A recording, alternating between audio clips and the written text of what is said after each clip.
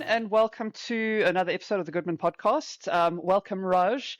We've got a super interesting conversation, especially in light of, and this is challenge accepted. I'm inserting Arcane in literally every conversation I have at the moment, because obviously the new promo dropped this week, and fans are having a meltdown. It's been hailed as the best animated series to have ever been created. And today we're exploring an exciting yet controversial development in the entertainment industry. Fable Studios got a new streaming platform called Showrunner, and the service lets people create their own animated shows using AI technology. It's got the ability to control dialogue, characters, scenes, and users can generate unique episodes based on prompts. But the technology raises a lot of very important questions about the future of content creation. So I don't know if you want to kick us off and give us your initial thoughts on this. It's inevitable, isn't it? Like there was going to be a time when that's going to come, and it will cause a lot of angry people, a lot of people complaining, moaning, protesting, going on hunger strikes. You name it. Everything's going to happen, right? Because but the writing was on the wall. Once you've got the AI to do short clips, can do the editing bot on its own, can write stories, can create characters, can do what you do in Sora, for example, in OpenAI. You just know that this is coming. And this is going to be a lot of fun. In fact, a parallel example which I have, which I think is really interesting, is I use this service called Suno, Suno, which is a audio building or a song building tool. You make your own songs. Now, what's the advantage of that? Many a times, I'm in a particular kind of mood. I'm going to the gym. I want a nice workout music, and I just can't find it on YouTube. I can't find it on Spotify. I just can't nail down what the style is. I just want those kind of songs. Or if I want a mix of like Afro beats and let's say something in a foreign language, which I don't want to be in English. I want to be in French, for example. I can just make my own songs, and I've just built like these prompts in ChatGPT, which I can then bring it to Suno.com and make my own songs, and then upload them all to my phone, and I've got like a 1 hour of fantastic gym songs which I want to hear and I want to listen to while working out. I prefer that any day to the songs I have to search over hours or wait for Spotify to recommend them to me or YouTube Music. So if I prefer that, I'm sure I'll also enjoy watching my own videos based on the kind of inspiring or uninspiring mood I'm in. I think this gives a lot of leverage and opportunities to end users, and with the possibility of having your own stuff which you can then share with others. The sky's the limit. You can do all kinds of stuff which make it really exciting and entertaining for most people. Yeah. Now, let's talk about the originality perspective of these things, because obviously generative AI is known for essentially just remixing what is already existing. There's no new content coming out. So you shove a prompt into ChatGPT, and using probability logistics or probability logic, it will predict the next word in the sentence, etc., etc. I mean, most people know that that's how it works by now. So when you're using these tools to create music, or in Showrunner's case, an animated series, is the content not going to be stale? I mean, how does the technology actually work? And what makes it different from other generative AI? Are we going to look at something a lot more unique, or are they going to be stealing styles from Disney and Pixar and Fortiche to kind of create the animation styles and that kind of thing? Good question there, Megan. Thank you for posting it. My strong belief is that AI, especially in creative opportunities like music, videos, and animated series, allows people to be creative and express themselves better. Let me give you an example. There used to be a time in most nations, we only had one or two channels on television. That was the upper limit of our creativity. We just kind of used one set of studios which created stuff for the entire nation, and you had to watch it. And if you missed that show, well, good luck to you. You missed it, you missed it. There's no replay, that thing is gone. Fast forward many years, come to YouTube generation where people can build and create their own videos, and people who resonate with those people can watch them. Classic example is Mr. Beast. Mr. Beast has created a genre for himself and is supposed to be the first billion dollar company in the back of his creativity. Had he been born 50 years back, 40 years back, he wouldn't have had the opportunity to showcase his creativity unless he was well connected and spent many years doing this and be noticed and then maybe get a chance to be somebody who can produce this stuff. But now he doesn't have to do that. He can just go create stuff, get people to watch it. Similarly, if I have an idea in, say, an interesting bit of music remix where I can bring in different styles together, I can do that now because I have the AI tools. I don't have to be a DJ. I don't have to have talents with the decks. As in my show behind me, I have the decks, but I don't. I don't have the vinyl to like mix things, right? So I don't have that yet, but I can use AI to do that for myself. I can bring in ideas, which in many ways is a bit like Jarvis from Iron Man. Jarvis, get me this, give me a spanner, which is spanner. Fix this thing for me, it fixes it for you. Similarly, I got Jarvis to kind of help me sort out all the stuff which I want to do, which I couldn't do before because I didn't have the talent for it, but I have the passion to do it. So I feel this is the opportunity to kind of open up the field to other people who want to play a part, who want to make a change, who want to create their own content.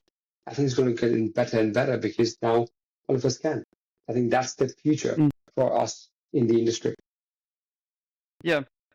I do think that you still need a level of talent. I mean, obviously, you need to kind of have maybe not necessarily a musical brain. I mean, you don't need to necessarily know the theory behind, fifths and sevenths, for example, and octaves and chords, etc., in order to create music using an AI tool. I mean, but if you look at artists, electronic music has been around for a very long time, and you've got the kind of the EDMs like your Avicii's and Deadmau5, and then you've got other bands like Linkin Park that have already successfully incorporated that electronic sound into their music very, very successfully. But you can't necessarily compare those professionals that are using the tools to, like me, who's or you that's creating a gym specific playlist.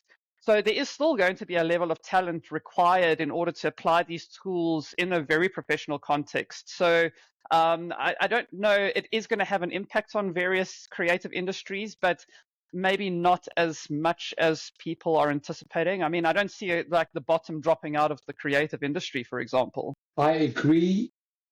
And I also think we have to be a bit cautious. So let me give you an example. There used to be a time where the only way to distribute music was through cassettes, CDs, DVDs, vinyls.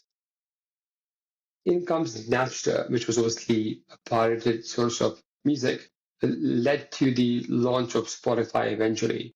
Now, the opportunity for musicians is not to sell these songs in a hardware like a cassette or a CD. It is the events they do. But in this way, they can make much more cash. They've become more popular. More people can actually join the opportunity to be a musician if they have the talent, and rightly so. Only people who have talent can do this, who spend a lot of time doing this stuff and have a knack for it. But it allows other people to jump into the opportunity which they couldn't do before. Because, well, if you become a musician, you spend a lot of years, and after 30 years, 40 years in the music business, you do nothing. But for now, you can actually create music, upload it. For instance, if there is a person who doesn't have the ability to mix things, but they can use a tool for mixing their songs, that gives them a lot of opportunities as well. Again, I don't think these tools can do all the work for us. I would say at best 70%, 80%. The 20% magic has to still come from human beings. Saying that, in my case, I'm recording my own music or creating my own music for the gym, I'm okay with a fairly average sound, for example. I don't need it to be a Avicii style EDM. It can be Raj mix, and Raj mix is okay for my gym, right? So that's the thing. For me, it's the ability to kind of do that and to hear it. And I made some people hear it, and they were like, I remember one time, Bianca, I met Bianca in the Philippines recently. Bianca's one of our colleagues at Goodman Lantern, and I made her hear a Filipino song, which I had based on the most popular Filipino song in the last year. And she said, that's a great song, by the way. Can I have a copy of that? So I just kind of built something in 35 seconds, and that was actually good enough for her as well.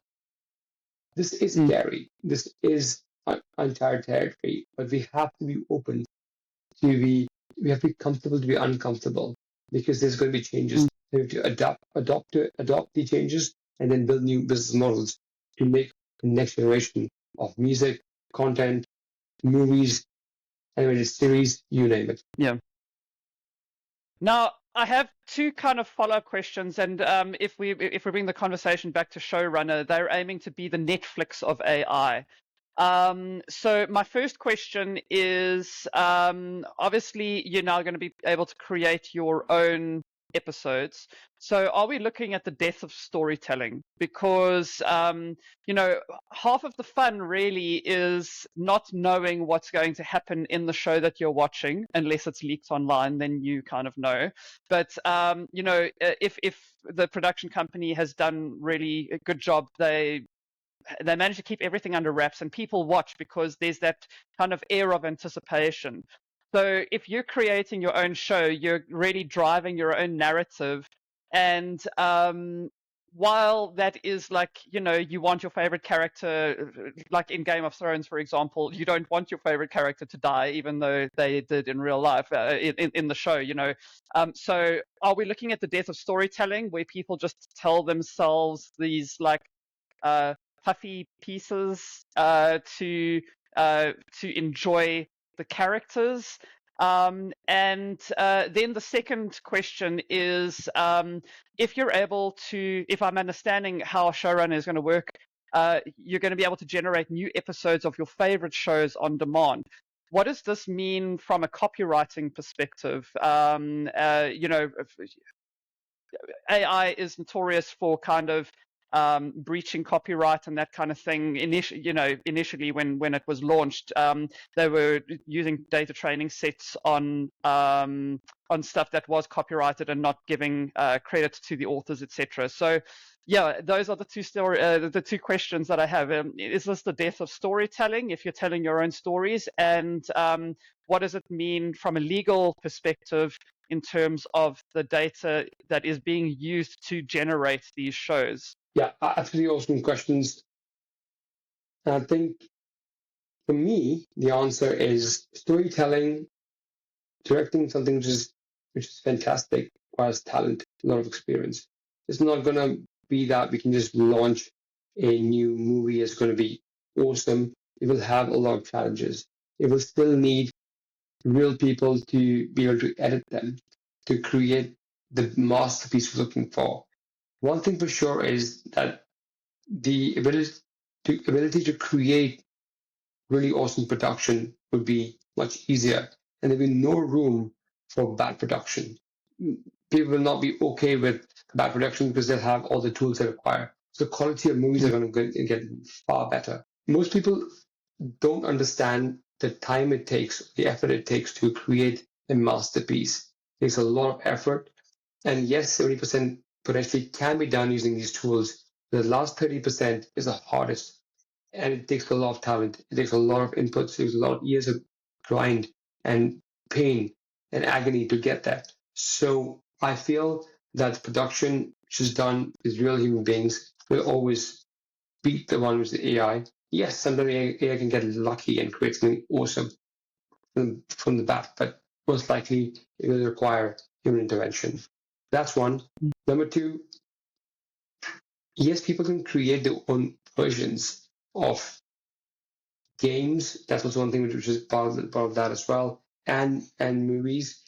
But there is the element of getting something which is so good that's worth paying for, and that will be someone else's time and talent which is being used. So there will be stuff generated. You look at it, edit it, you make it better. You go past people who have knowledge in the space and get some more feedback, trial and error, and build that really high class content which you want to consume. It still will take time, still take talent. It's not that you can just generate it and expect it to be awesome. Plus, if it's just a remix, who wants to watch another copy in another, copy of your favorite movie? They want something different, and that will need someone to be thinking out of the box. Finally, with copyright, with Suno.com, as long as you subscribe to their service, you own the copyright to that particular song. And that might be the case. So perhaps you will create your own remixed series, which you like. You send to your friend, and they like it as well. And you can then create a genre of series from there. In Suno.com, like the songwriting tool, and with Udio.com, which is another tool as well for songwriting, you can actually write your own lyrics as well, have your own style added to it, and that requires talent. So if you bring that mix of AI plus human beings, that's where the magic happens. And for that, you need talent. You just can't expect it to be AI alone. That's not going to work, in my experience. Yeah. Okay, that's interesting. I at this stage, at least, I don't trust AI to generate to the same quality of what I've come to expect from anime series. There's some really, really good ones out there. I'm expecting it to kind of be stop-start in the beginning. I think it will eventually get there, but like you say, I don't think that we're going to reach a stage where AI is generating shows for us just off of prompts. There is going to be human intervention required. Completely agree with you. Yeah. Listeners, viewers, what do you think? Let us know in the comments, pop us a DM, and don't forget to subscribe if you haven't already. And yeah, thanks, Raj. I really enjoyed this. These last 2 episodes have been super interesting, and you've been very tolerant of my Arcane obsession and bringing it up in conversation. So thank you for your tolerance, and we'll catch you in the next episode. Yeah, the Arcane counter right now is on 9, so we only 9, which is kind of okay. Okay, well, let's make it a nice round number. So get to 10, Arcane.